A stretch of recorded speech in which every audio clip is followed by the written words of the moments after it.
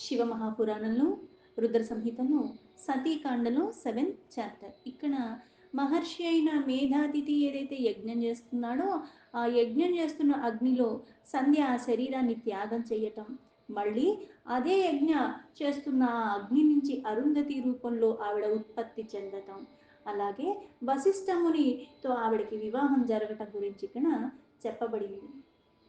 బ్రహ్మో ఉవాచ వరం దత్వా ముని తస్మిన్ శంభవాంతర్హితే తదా సంధ్యాప్యాగచ్చత్ తత్రైవ యత్ర మేధాతిథిర్మునిః. బ్రహ్మ మళ్ళీ ఇలా చెప్తున్నాడు.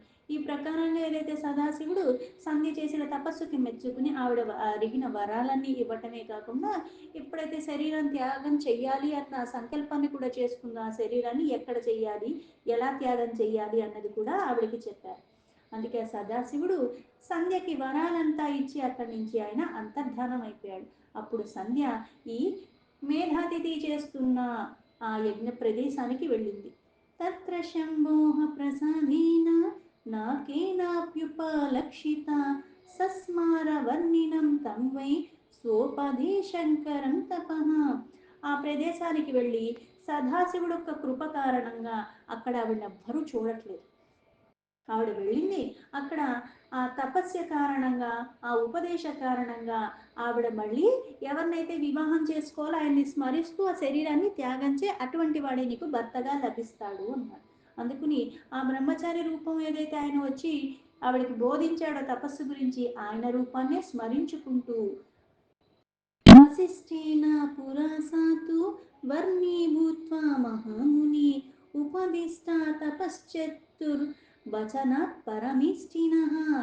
ఆ బ్రహ్మచారి అయిన వశిష్ఠుణ్ణి ఆవిడ స్మరించుకుంటూ ఆ అగ్నికి ఆ శరీరాన్ని త్యాగం చేసేసుకుంది. అందుకని ఆయన రూపాన్ని ఆవిడ చింతన చేస్తూ ఆ తపస్సు సంబంధించిన ఉపదేశాలన్నీ ఆయన ద్వారా లభించిన కారణంగా, పైగా ఏదైతే వరం కోరింది ఈవిడికి ఆ భర్త పట్ల అనురాగం ఉండేలాగా, ఆ భర్తకు కూడా ఈవిడి పట్ల అదే అనురాగం ఉండేలాగా, పరపురుషుడు ఎవరు ఈవిడిని చూడకూడదు, చూస్తే కనుక వేరే ఏ భావనతో అయినా సరే ఆయన మళ్ళీ నపంసకుడు అయిపోవాలి అని. అందుకుని ఆ బ్రహ్మచారి అయిన వశిష్ఠ రూపాన్ని తలుచుకుంటూ ఆవిడ మళ్ళీ అక్కడికి వెళ్ళిపోయింది. తమేవ కృత్వా మనసా తపశ్చర్యోపదేశకం పతిత్వేన తథా సంధ్యా బ్రాహ్మణం బ్రహ్మచారిణం సంవిద్దే అగ్నో మహాయజ్ఞే మునిభిర్నోపలక్షిత పృష్ట్వా శంభుర్ప్రసాదేన సా వివేశ విదేహసుత. ఇప్పుడు శరీరం మనకి కొంచెం కాలిందంటే, ఒక చుట్టే కాస్త మంటలో పడిందంటే అదొక వాసన వస్తుంది. అలాంటిది శరీరం అన్నది ఆ అగ్నికి ఇచ్చినప్పుడు ఎలాంటి వాసన వస్తుంది? ఇప్పుడు యజ్ఞం చేస్తున్నారంటే ఈ సమిదలతో చేస్తారు, సువాసన భరితంగా, పైగా అంతలాగా ఉన్నప్పుడు ఆవిడ రాక గమనించలేదు. పైగా ఆ అగ్నికి ఆవిడ ఆహుతైపోతుంటే ఆ వాసనలు రావా? ఇక్కడ కృప ఎలా ఉంది చెప్పేది ఏంటంటే, ఆ తపశ్చర్య కారణంగా, ఆ ఉపదేశ కారణంగా ఈవిడ ఎవరినైతే భర్తగా పొందాలనుకుందో, పైగా పరమాత్మ ప్రసన్నుడై ఆవిడకి వరం ఇచ్చిన కారణంగా చాలా ఆనందంగా ఆ పరమేశ్వరుడు యొక్క కృపతో అక్కడ మునిలెవరు ఆవిడని పట్టించుకోకుండా మహాయజ్ఞంలో ప్రజ్వలిస్తున్న అగ్నిలో ఆవిడ ప్రవేశించింది, కానీ ఎవరికీ తెలియలేదు. అంటే కనిపించలేదు. ఆ యజ్ఞంలో ఆవిడ అంతలాగా అగ్నికి ఆహుతైపోతున్నా సరే వాసన అన్నది కూడా లేకుండా అయిపోయింది. తస్యాహ పురోడాశమయం శరీరం తక్షణాత్ తతః దగ్ధం హవ్యమవ్యం గంధం తస్తారాయదలక్షితం. సమస్త శరీరం కూడా ఆ క్షణంలోనే అక్కడ భస్మరాశిలాగా అయిపోయింది. అయిపోయి అక్కడ మళ్ళీ సుగంధమైన పరిమళాలు వస్తున్నాయి. అవన్నీ మళ్ళీ అన్ని వైపులా వ్యాపించిపోయాయి. వాగ్నిస్తస్యాః శరీరం తు దుఃఖ్వా సూర్యస్య మండలం శుద్ధం ప్రవేశయామాస శంభోరేవాజ్ఞయా పునః. మళ్ళీ ఆ సదాశివుడు ఆజ్ఞ మేరకు అగ్నిలో పునీతమైపోయిన ఆ సంధ్య ఆ భస్మరాశిలా అయిపోయింది, మళ్ళీ సూర్యమండలంలో ప్రవేశించబడింది. సూర్యో దుర్యర్థ విభజ్యాత తచ్చరీరం తధానతే స్వాకే సంస్థాపయామాస ప్రీతయే పితృదేవయో.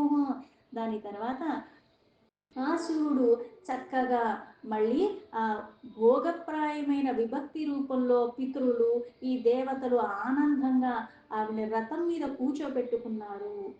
దదుర్ధ్వ భాగస్తస్యాస్తు శరీరస్య మునీశ్వర ప్రాతః సంధ్యా భవత్సాతు అహోరాత్రాది మధ్యగా. ఆ మునీశ్వర, ఆ శరీరం, ఈ పై భాగం ఏదైతే మళ్ళీ మూడు రకాలుగా చెప్తున్నారు. అదే సంధ్య మనం ఏం చెప్తాం? ప్రాతः సంధ్య, మధ్యాహ్న సంధ్య, సాయం సంధ్య.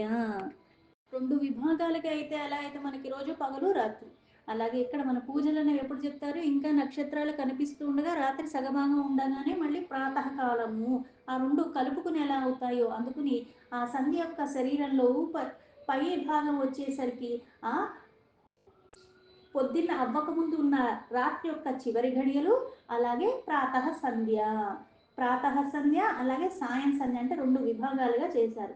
రాత్రి ఇంకా ఉండగా మళ్ళీ పొద్దున కాలం ఏదైతే ఉందో అది కలుపుకుని తన పై భాగము. తచ్చేష భాగస్తస్యాస్తు అహోరాత్రాంత మధ్యగా సా సాయం భవత్ సంధ్యా పితృ ప్రీతి ప్రధా సదా. అలాగే చివరి భాగ విశేషం మిగిలిపోయిన భాగం ఏదో ఉందో అది మధ్యాహ్న కాలం, అలాగే సాయం సంధ్య అంటారు. అంటే ఆ రాత్రి అవ్వక ముందు ఇలా ఆ రెండు భాగాలుగా అయింది సంధ్య. ఆ సంధ్య, అది సాయం సంధ్య అని చెప్పి మళ్ళీ ఎప్పుడూ కూడా పితృలకి ప్రసన్నతకి కారణమైనది. ఎందుకు? తల్లి. సూర్యోదయాత్తు ప్రథమం యథా సాయధ రుణోదయ ప్రాతః సంధ్యా తదోధీతి దేవానాం ప్రీతికారిణం. ప్రాతకాలమేమో పితృలకి కాదు, దేవతలకి. సాయంకాలము పితృలకి. అందుకే దేవతలకేమో పొద్దున్న ప్రీతి కారణము, సాయంకాలం అన్నది ఈ పితరులకి. సూర్యోదయాల కన్నా ముందుగా అరుణోదయ కాలం అంటే ఇంకా రాత్రి ఉన్నది, మళ్ళీ సూర్యుడు ఉద్భవించడానికి ముందుగా ఉన్న కాలము. అది దేవతల్ని ప్రసన్నం చేసుకోవటానికి, అందుకే ప్రాతః సంధ్య ఉదయము అన్నారు.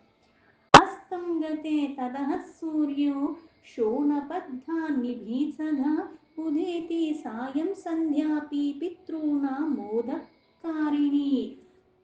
ఈ ఈ ఎర్రని కమలాలలాగా సమానంగా ఉన్న సూర్యుడు ఏదైతే సాయంత్రం మనకి అస్తమిస్తున్నట్టుగా కనిపిస్తాడో ఆ సమయంలో పితృల్ని ప్రసన్నం చేసుకుంటుంది సాయం సంధ్య.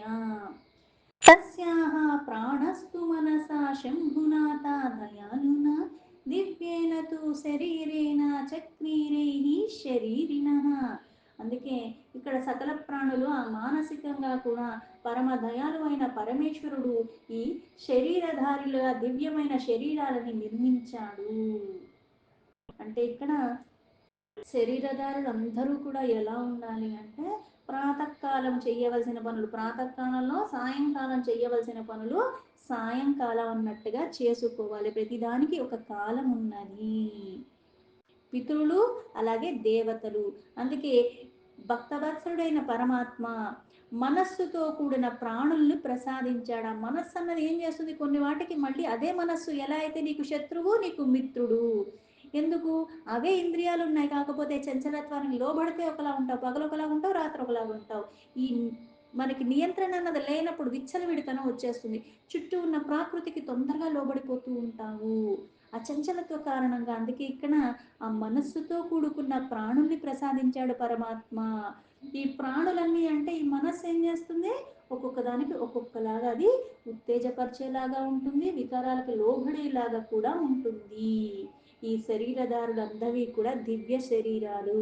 ఆ దేహం దాల్చిన ప్రతిదీ ఎలా అయితే జీవాత్మ రూపంలో పరమాత్మ అందులో ఉన్నాడు. ఈ శరీరానికి ఒక అర్థం ఉంది, దానికి ఒక పరమార్థాన్ని నువ్వు చేకూర్చుకోవాలి. मुनेर्यज्ञावसेना तु सम्प्राप्ते मुनीना तु सा प्राप्ता पुत्री माग्निमध्ये తప్త కాంచన సుప్రభ. ఆ మేధాతిథి ఏదైతే యజ్ఞం చేస్తున్నాడో ఆ యజ్ఞం సమాప్తం అంటే 12 సంవత్సరాలు అయిపోయింది. ఆ అయిపోయే సమయంలో దేదీప్యమైన సువర్ణమయమైన సమానమైన కాంతితో అక్కడ ఒక కన్య ఆ యజ్ఞ చేస్తున్న అగ్ని నుంచి ఉద్భవించింది. तां जग्राह तदा पुत्रीं मुनिरामोद संयुतः यज्ञार्था तां तु సంస్నానాప్యాని జక్రోడే దధో ముని. ఓ ముని, ఆ మహాముని అయిన మేధాతిథి ఏదైతే యజ్ఞం చేస్తాడో అక్కడి నుంచి కన్య రూపంలో వచ్చేసరికి ఆయన చాలా ఆనందంగా దాన్ని స్వీకరించాడు, గ్రహించాడు. దాని తర్వాత స్నానాలు అన్నీ చేసి ఆవిడ్ని చక్కగా తన ఒళ్ళో కూర్చోబెట్టుకున్నాడు. अरुन्धतीति तस्यास्तु नामचक्रे महामुनिः శిష్యేహ పరివృత్తస్త్ర మహామోధమవాపహ. తర్వాత ఆ శిశువుకి అరుంధతి అన్న నామాన్ని కూడా పెట్టాడు. చాలా ఆనందానికి లోబడ్డాడు. నా రుణాద్ధీయతో ధర్మ సాకస్మాదపి కారణాత్ అత స్త్రీలోకే విదితం నామ సంప్రాప తతస్వయం. ఏ కారణం చేతైనా సరే ఇక్కడ పాతివ్యత్య ధర్మాన్ని పరిత్యాగించకుండా ఆవిడ అలా ఉంటుంది. ముల్లోకాల్లో ఈవిడ కన్నా ఎవరు ఉండరు, ఈ అరుంధతి దానికి ప్రసిద్ధి చెందుతుంది అన్న భావనతో అరుంధతి అన్న నామాన్ని ఆవిడ ధరించటము, దానికి తగ్గట్టుగా ఆవిడ ఆచరించటం కూడా జరుగుతుంది. యజ్ఞం సమాప్య సా ముని కృతాకృత్య భావమాసాద్య సమ్మద్యూతస్తనయ ప్రళంభాత్ తస్మిన్ నిజాశ్రామపదే సహ శిష్యవర్గే స్థామేవ సంతతమసోదయేతే స్పర్శే. ఆ బ్రహ్మ మళ్ళీ వాళ్ళతో ఇలా చెప్తున్నాడు, ఓ సురగణముల్లారా, యజ్ఞ సమాప్తి అయిపోయిన తర్వాత ఆ కన్య రూపంలో ఇక్కడ లభించిందో కృతాకృతి అంటే ఏదైతే కర్మ మనం చేశామో దానికి మనకి ప్రతిఫలం లభించినప్పుడు కృతార్థులం అయిపోయినట్టుగా. అందుకని ఆ ఆశ్రమంలో దాని లాలన పాలన అనేది చాలా చక్కగా చేస్తున్నాడు. అత సా బభ్రుధి దేవి తస్మిన్ మునివరాశ్రమే చంద్రభాగా నదీ తీరే తాపసారణ్య సంధ్యకే. తర్వాత ఆ కన్య చంద్రభాగా నదీ తీరంలోనే శ్రేష్టమైన ఆ ముని యొక్క పోషణలో ఆ తపస్సారణ్యం అన్న ప్రదేశంలో చక్కగా పెరిగింది. సంప్రాప్తే పంచమే వర్షే చంద్రభాగం తథా గుణేహ తాపసారణ్యమపి సా పవిత్రమకరోత్సతి. ఆ శిశువుకి 5వ వర్షం వచ్చింది. ఆ అవస్థలో ఆ గుణాల కారణంగా ఆ చంద్రభాగా నదీ తీరంలో ఆవిడ మళ్ళీ ఆ పవిత్రమని చేస్తూ ఉన్నది. అంటే ఇక్కడ ఈవిడ పరిశుద్ధమైపోయింది. ఆ ప్రదేశము అన్నిటినీ కూడా అంటే ఎక్కడుంటే అక్కడ గుణాల కారణంగా అంతా వ్యాపించిపోతూ ఉంటుంది. వివాహం కారయామాసుస్తస్య బ్రహ్మసూతేన వై వసిష్ఠేన అరుంధత్య బ్రహ్మ విష్ణు మహేశ్వర. బ్రహ్మ విష్ణు మహేశ్వరులు వీళ్ళందరూ కూడా అలాగే బ్రహ్మపుత్రుడైన వశిష్ఠుడితో ఈ అరుంధతి వివాహం అంతా కూడా చాలా చక్కగా జరిపించారు. తద్వివాహే మహోత్సాహో బభూవ సుఖవర్ధనః సర్వే సురాశ్చ మునయః సుఖమాపుః పరం ముని. ఓ ముని, ఆ వివాహం చాలా సుఖప్రదంగా అయిపోయింది. ఒక మహా ఉత్సవంలా జరిగింది. సకల దేవతలు మునిగణములందరూ కూడా చాలా అత్యంత ఆనందానికి లోబడ్డారు. బ్రహ్మ విష్ణు మహేశానాం కరనిస్సుతత్తో యతః సప్త నద్యః సముత్పన్నాః శ్రీప్రాద్యాః సుపవిత్రకాః. ఆ వివాహంలో బ్రహ్మ విష్ణు మహేశ్వరుల చేతుల్లోంచి ఏదైతే జలం అన్నది క్షిప్రాది పవిత్రమైన నదుల్లాగా ఉత్పత్తి జరిగింది. అరుంధతి మహాసాధ్వి సాధ్వీనాం ప్రవరోత్తమ వశిష్టం ప్రాప్య సంద్రేజే మేధాతిథి సుత ముని. ముని సతీ సాధ్వి అని అంటే స్త్రీలలో కూడా సర్వ శుభ లక్షణాలు సర్వశ్రేష్టమైనవి. ఆ సాధ్వీమణి సాత్విక గుణం సంపన్నంగా ఉన్న మేధా తిథి యొక్క పుత్రిక అయిన అరుంధతి ఆ వశిష్ఠుని భర్త రూపంగా స్వీకరించి ఇంకా శోభాయమానంగా ఉన్నది. యస్యాః పుత్రాః సముత్పన్నాః శ్రేష్టాః శక్త్యాదయః శుభాః వశిష్టం ప్రాప్య తం కాంతం సంరీజే ముని సత్తమా. ఓ మునిశ్రేష్ఠ, ఎలా అయితే శివశక్తిక యుక్తంగా ఉన్నట్టుగా ఇలా శ్రేష్టమైన అతి ఈ సుందరమైన పుత్రుడు కూడా ఆవిడికి కలుగుతాడు. ఈ ప్రకారంగా వశిష్ఠుణ్ణి భర్త రూపంలో స్వీకరించి ఇంకా ఇంకా శోభలు పెంచేలాగా వాళ్ళిద్దరూ తరించిపోతారు. ఎందుకు ఒకళ్ళ మీద ఒకళ్ళకి అనురాగం అన్నది ఎప్పుడూ ఉంటూనే ఉంటుంది. వీళ్ళకి మళ్ళీ శ్రేష్టమైన పుత్రుడు కూడా లభిస్తాడు.